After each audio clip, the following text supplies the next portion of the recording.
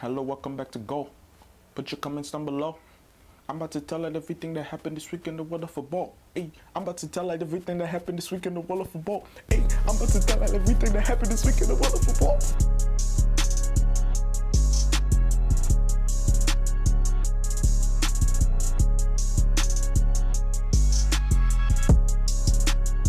What's going on, guys? My name's Elisha and welcome back to the Go Weekly Show, where I'll be discussing everything in the world of football from the past week. Feel free to agree, disagree, or add on to anything I say in this video down in the comments below. Subscribe to the channel. Let's get right into this. So first up, from the last games of the international break, France against Russia, Pogba scored 1 and Mbappe scored 2 goals. Now, Pogba celebrated his goals in honor of his father, who passed away a few years ago, and the game, coincidentally enough, fell on his birthday, his dad's birthday. So he celebrated, he wore his shirt saying happy birthday, dad.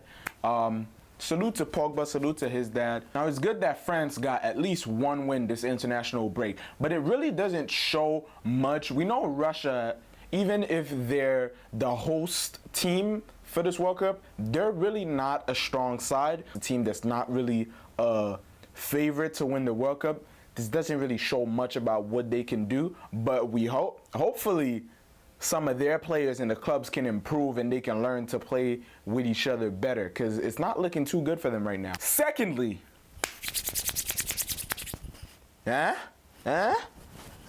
Brazil against Germany. Finally, first game back, first game since the 7-1 defeat, and we put that in the bag. Brazil put that in the bag. 1-0, 1 goal from Gabriel Jesus. Whew. Man, I was nervous during that whole game. I could not sit down. It was intense. It started off a little chippy, you know, you could feel the tension and the nerves. Like, no one wanted to make a mistake on both sides. And then Brazil and Germany, they both started getting a lot more comfortable. Brazil started pressing a lot higher, putting that pressure on the goalkeeper and the defense. And then throughout the majority of the game, they were dominating. They dominated in possession, in shots, and it was their game. They really took control of that whole game, and it was good to see that with this new coach and this new tactics that they're using, that it's really working for them against such a good team. Also, this was such an important game, and they managed to take the win without their star player, without Neymar. The fact that he wasn't here and that they played so well shows that they're making really good progress, and it's looking great for them for the World Cup. And last highlight game of the international break, Spain versus Argentina. My goodness, Spain was going ham. 6-1. Isco got his hat trick, first one for the Spain international team, and Messi wasn't playing. My thing is with the whole Messi, you have Higuain in Argentina, you have Dybala and Icardi, Aguero. Argentina has a lot of scorers, natural, like guys who can really score goals. You know, their defense is definitely needing some work, but their attack should be scoring goals. They should not be finishing a game against Spain with just 1 goal. From who? Otamendi. Otamendi is a defender. You know, why not Di Maria, Pastore? They have so many options up front. They should be scoring a lot more than they are right now. You know, Messi was just sitting in the stand looking sad, like, hello, darkness, my old friend. This is not looking good. This is the reason why he couldn't win the World Cup, I feel. When he looked for his teammates, the guys that are supposed to be, you know, supporting him up front to do something, they didn't do anything. And now he misses 1 game and they get trashed. And finally, coming back into club football. Before we even get into this, the Egyptian elections were this week. And Mo Salah, who's like the big Egyptian star right now, like they think he's everything over there. Over 1 million people wrote him down in the ballots for the presidency. who knows? Maybe after he retires, he might not go into coaching and could actually become the president of Egypt. I don't know anything about Egyptian politics, but these days, anything can happen. Anyone can become president. He's the star for the Egyptian national team, and now this weekend again, he saves Liverpool from Crystal Palace. They were down 1 goal. Mane leveled it for Liverpool, and then Mo Salah came through with a goal to seal the win for Liverpool. This guy is just, I feel like he might be the best player in the Premier League. For me, it's between De Bruyne and him and Mo Salah. Like, I don't know. It's so tight right now because De Bruyne on one hand is basically about to win the Premier League. You know, Mo Salah is doing great, especially since this is his first season with Liverpool. But you know, I don't know, maybe the trophy kind of brings it up a little bit for De Bruyne.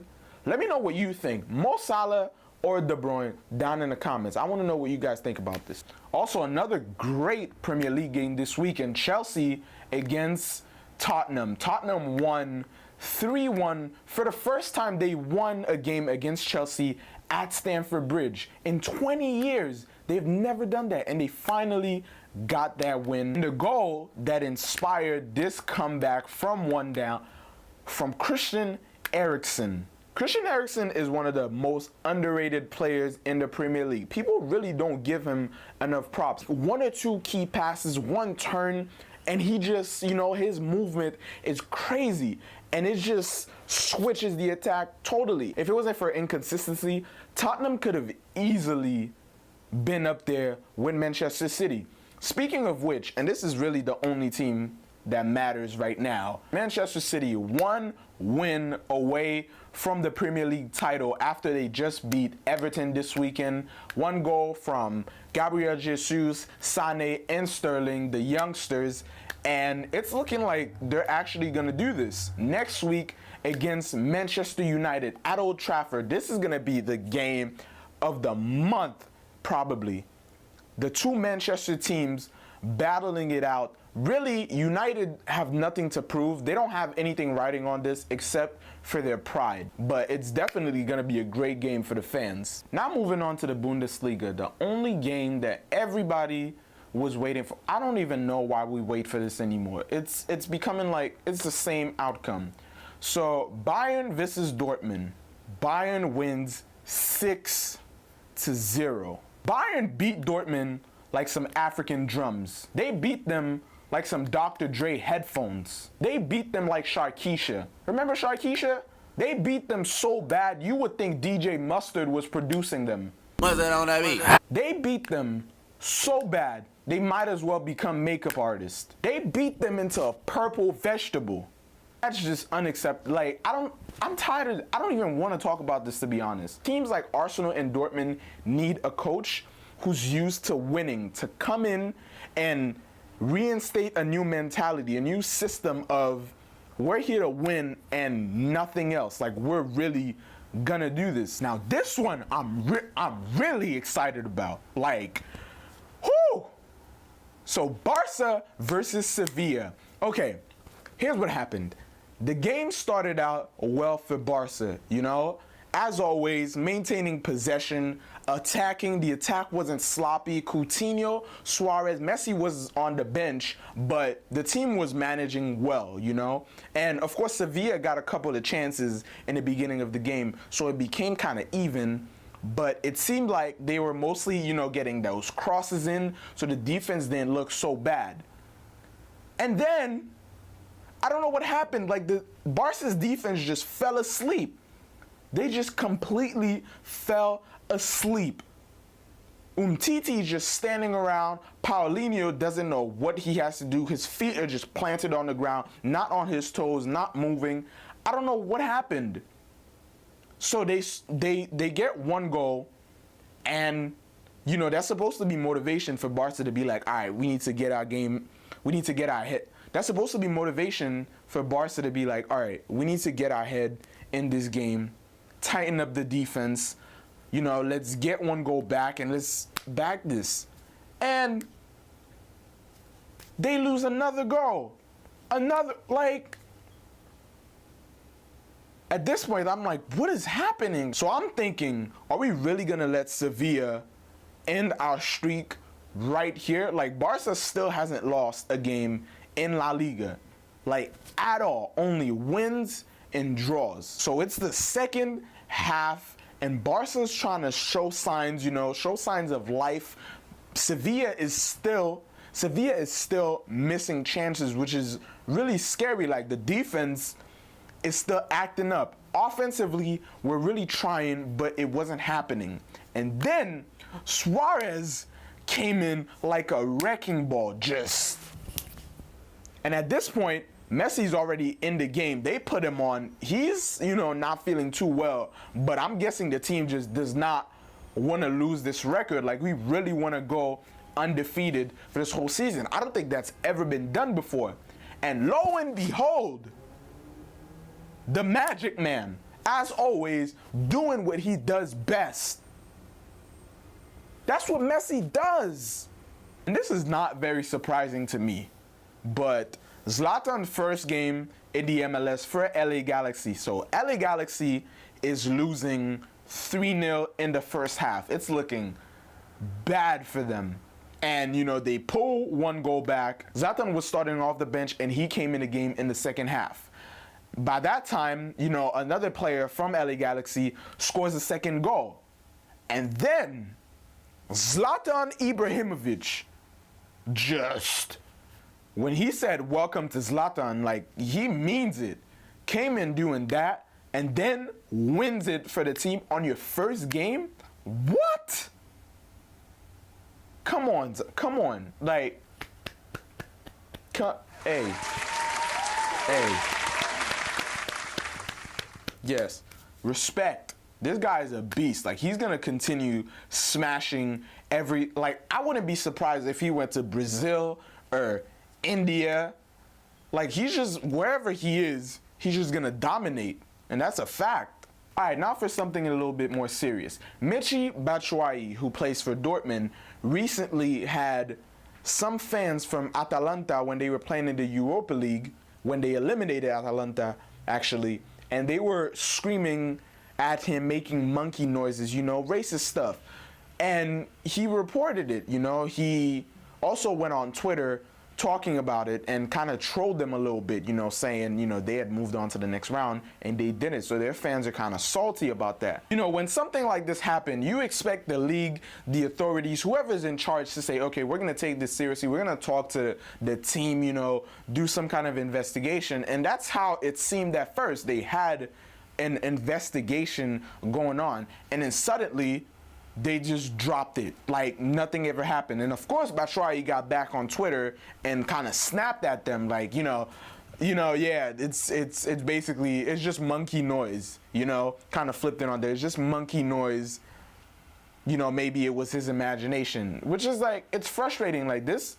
And this is not the first time. You remember that time when Dani Alves had bananas thrown at him on the field from the stands. Being Dani Alves, he just picked up the banana and started eating it. But this shouldn't be a regular thing. But as football fans, we got to do our part, all right, in calling out these people in the leagues. Again, the authorities, whoever's in charge, they need to punish those who do this type of stuff. It's not acceptable. We're not going to stand for it. This is not the 1940s. Now, on a lighter note, remember this guy? His name is Emmanuel Santos. Now, this is the guy who had sculpted the bust of Cristiano Ronaldo for the new airport in Portugal that was named after Cristiano. Wait till you see the... No.